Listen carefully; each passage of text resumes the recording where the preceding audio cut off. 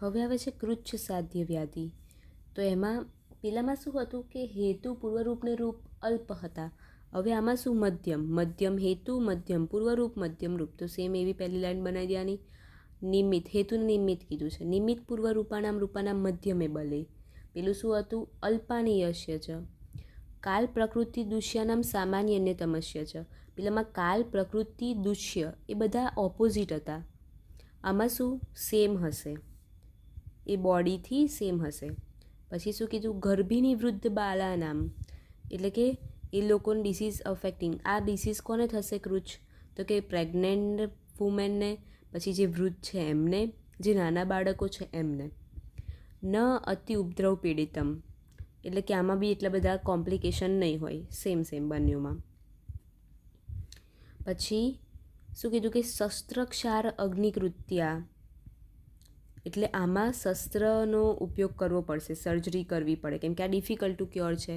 તો if the treatment involve શસ્ત્ર, surgery કરવી પડે છે. તો ક્ષાર કર્મ, જેમ કે પાઇલ્સ અને ફિસ્યુલામાં કરે, અગ્નિકર્મ આપવું પડે.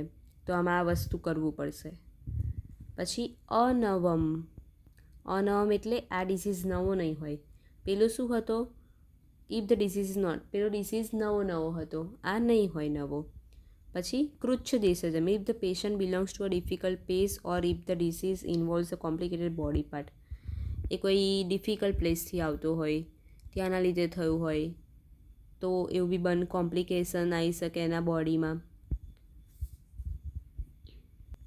એક પ્રથમ રોગામ ન અતિ પુરાણ ચતુર્થમ, ધીસ ઇઝ સફરિંગ. આ બી ગતિ તો સેમ જ, સિંગલ પાથમાં જ હશે, single system. But if the doctor nurse proper medicine are not fully available not for good quality.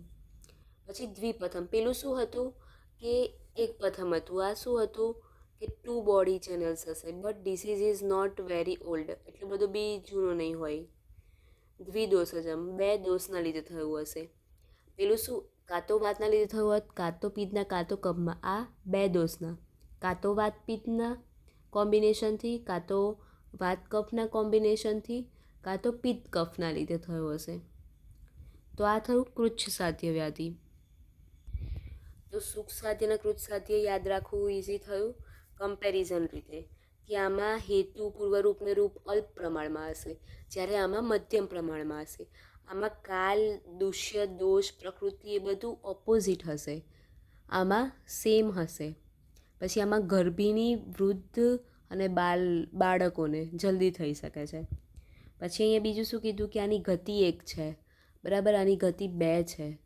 આમાં એક દોષના લીધે ડિસીઝ થાય છે સુખ સાધ્ય વ્યાધિમાં, કાં તો વાતના, પિત્તના, કફના. પેલામાં કોમ્બિનેશન દ્વિદોષ, 2 દોષના લીધે થાય છે, વાત કફ, વાત પિત્ત, પિત્ત કફ, એવું. આમાં બી એટલા બધા કોમ્પ્લિકેશન નથી, આમાં બી નથી. આ નવો ડિસીઝ કહેવાય છે. આ થોડો જૂનો કહેવાય છે, એટલો બધો બી જૂનો નહીં, બટ નવો ના કહી શકીએ એમ. પછી એમાં ચારેવ સારા હોય તો ડિસીઝ ક્યોર થઈ શકે છે. આ શું છે? કૃચ્છ સાધ્ય છે, ડિફિકલ્ટ છે. એટલે આમાં બીજો એક પોઈન્ટ એ યાદ રાખવાનો છે કે એમાં શસ્ત્ર વાપરવું પડે, ક્ષાર કર્મ કરાવવું પડે, અથવા તો અગ્નિકર્મ કરાવવું પડે, ત્યારે જ એને ડિસીઝ માટે. એમાં એક એ વસ્તુ ધ્યાન રાખવાની છે. એટલા કૃચ્છ સાધ્ય છે. તો એના જે ડિફરન્સવાળા પોઈન્ટ યાદ રાખવાના છે, જે સિમિલરવાળા છે એ બી યાદ રાખવાનું છે.